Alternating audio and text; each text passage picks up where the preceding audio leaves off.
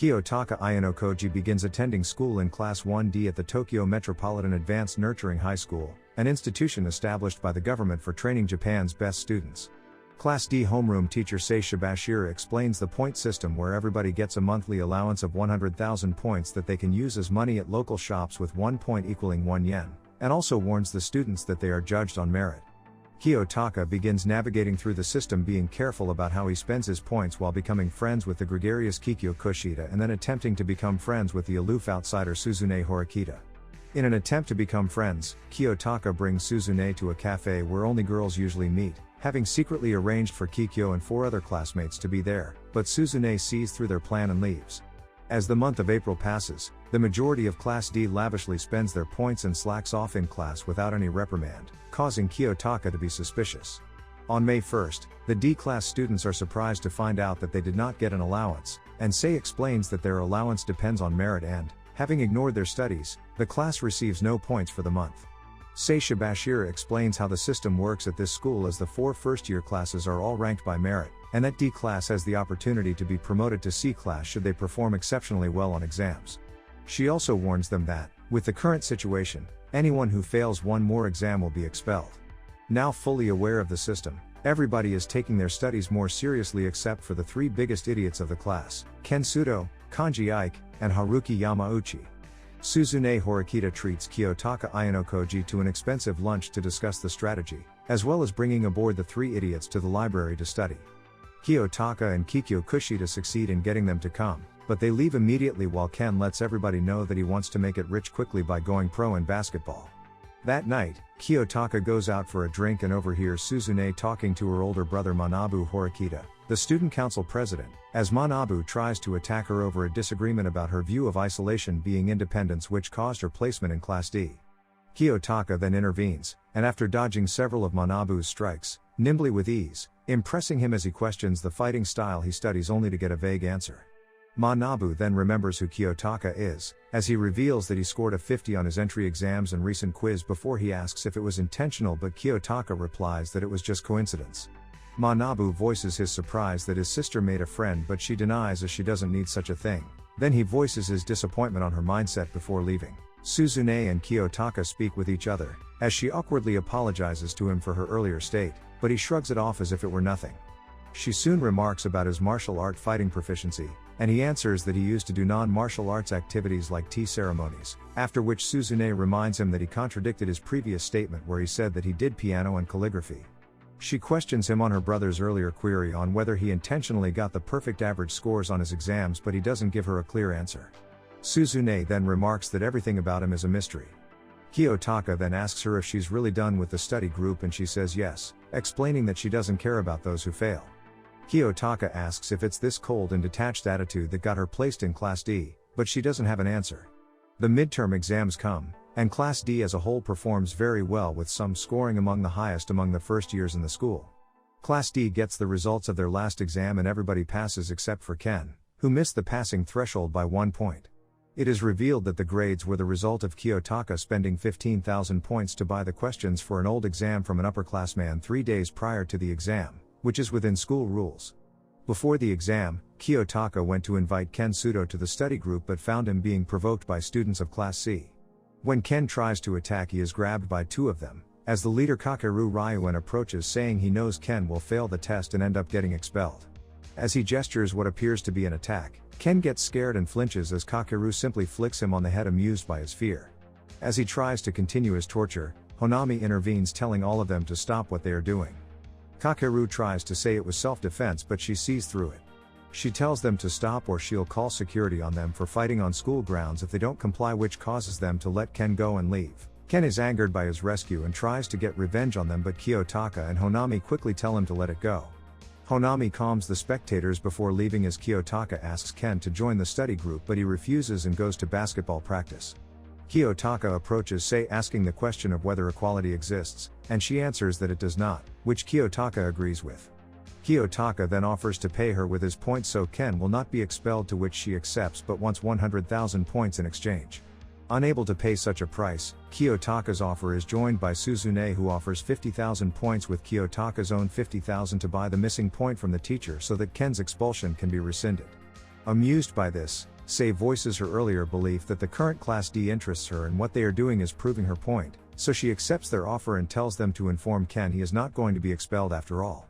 That night, Kikyo organizes a little party to celebrate in Kiyotaka's room, to his dismay. As everyone enjoys themselves, Kikyo asks if Kiyotaka was the one who saved Ken from getting expelled, but he says it was actually all thanks to Suzune. After the party, Kikyo leaves but forgets her cell phone and Kiyotaka follows her to give it back only to find out the truth about her personality. Turns out, she's not the pleasant, outgoing person she presents herself as, she's actually full of hate. Having discovered her secret personality, Kikyo demands Kiyotaka to keep it a secret or else she will accuse him of raping her by having him forcefully touch her breast and using the fingerprints as evidence. He says he won't tell anyone and asks to be released. Kiyotaka thinks back to his previous encounters with her bubbly persona, wondering if it was all an act and if this person he is seeing was the real Kikyo all along. Kikyo then asks if she can truly trust him in not telling anyone about what he saw, and he promises he won't tell anyone. She says that she will hold him to that, and she returns to her other persona. In Class 1B, the scores of a recent quiz are given out and the class did well, with some thanking Honami Akinos for her tutoring while she internally voices her desire for the whole class to reach Class 1A. Sometime later, Kiyotaka reflects on his recent meeting with Kikyo as he goes to the elevator and sees Kikyo with Suzune, who is still distant towards her. Kikyo voices disappointment that Suzune didn't want to walk to school with her, and then Honami appears.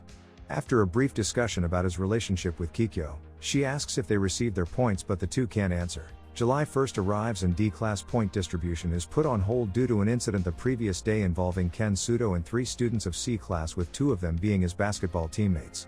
Ken was attacked and fought back in self-defense, but unless the class can find a witness to clear his name before the hearing next week, Ken will be liable for his actions, resulting in the class receiving no points for the month. One day, Honami asks Kiyotaka for help as she tells him that she might get asked out on a date. Kiyotaka is confused as she explains that she is inexperienced in romantic situations and needs him to pretend to be her boyfriend in order to avoid hurting the feelings of a person who sent her a love letter because she doesn't reciprocate the feelings. When he refuses, Honami begs him as she can't hurt the person that is revealed to be her friend Chihiro Shiranami, who arrives and sees them. Chihiro asks who Kiyotaka is as he pieces things together while Honami introduces him to her. Teary-eyed, Chihiro questions if he is her boyfriend, which Honami tries to confirm, but Kiyotaka states he is simply a friend, to the girl's shock. Kiyotaka tells Honami to be honest about her feelings to Chihiro. Kiyotaka then notes that it is not really his place to intervene in this situation, so he leaves the 2 girls alone to discuss. Moments later, Kiyotaka looks through his phone and sees he still hasn't received any points. Very soon, Chihiro is seen crying, running away from Honami. Kiyotaka asks her what happened. Honami revealed that she told Chihiro she wasn't interested in her, but they promised to try to remain friends.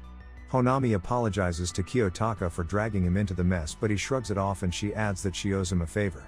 The class posts messages asking for witnesses to the incident, and Class B joins in due to Honami wanting to repay Kiyotaka. She and her classmate Ryuji Kanzaki reveal that an anonymous person gave them clues about Daichi Ishizaki's past. Kiyotaka helps Honami give points to the informer, but he notices something on her phone before she quickly takes it back. Kiyotaka reflects on what he saw, which was her large amount of points, and wonders how Honami acquired so many points. It turns out that their classmate Eri Sakura was there and captured the incident with her camera. That night, Kiyotaka and Kikyo talk about how in a murder case with the suspects being a known murderer and a law-abiding citizen, that with the lack of evidence, people are more likely going to listen to the law-abiding citizen even if that person is the one who committed the crime.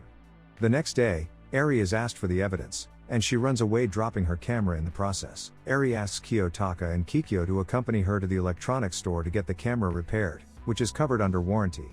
The store clerk, Yukitsu, asks for Eri to give out her contact information, though she is too nervous, and Kiyotaka uses his information instead. Afterwards, the trio sit and talk. Kikyo then goes to freshen up as Kiyotaka is left alone with Eri. After a brief silence, she talks about what she should do and he tells her not to burden herself with a decision she'll regret. These encouraging words cause Eri to blush and stare at him for a while before Kikyo returns and the 3 split up, although Kikyo asks to visit Kiyotaka at his room later. At the dorms, Kikyo and Kiyotaka see pictures of Eri and figure out that she was an internet model that has become a big hit recently, after which she calls Kikyo and says she will help them with the case. At the hearing presided over by Manabu, both classes give their testimonies accusing each other for instigating the fight, with the initial ruling going in Class C's favor. After staying silent out of fear of her brother's presence, Suzune speaks up. She asks what the circumstances were for the fight and points out that in a 3-against-1 fight that it is nearly impossible for injuries that serious to be all Ken's doing. She then presents Eri as a witness, providing evidence that she was present as she captured the fight going on in the background during a photo shoot.